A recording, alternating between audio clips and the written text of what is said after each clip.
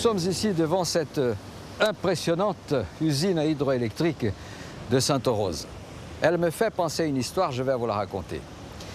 La production d'électricité à l'île de la Réunion, elle démarre assez tardivement, en 1961. C'est l'usine de la rivière Langevin qui est inaugurée. En 1968, celle de Takamaka.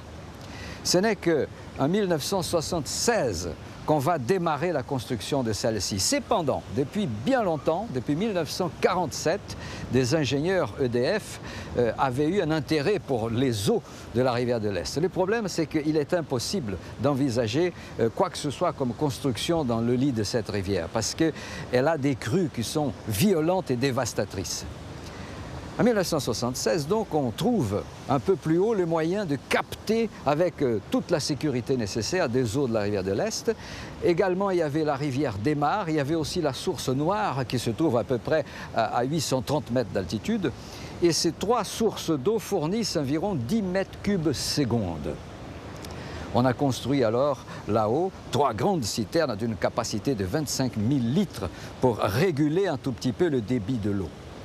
Et à peu près à 813 mètres d'altitude, l'eau va descendre par un conduit qui démarre là-haut avec un diamètre d'1,50 m et puis à peu près à 1/3 des 4,5 km de sa longueur, il est réduit à 1,40 m.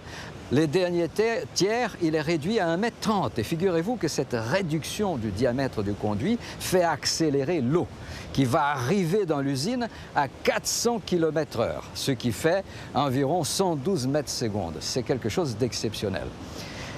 Cette eau va faire tourner les turbines, faisant de cette usine l'une des plus importantes unités de production de l'île de la Réunion. C'est dommage que ces 10 mètres secondes d'eau ne peut pas être profité, il est rendu à la mer.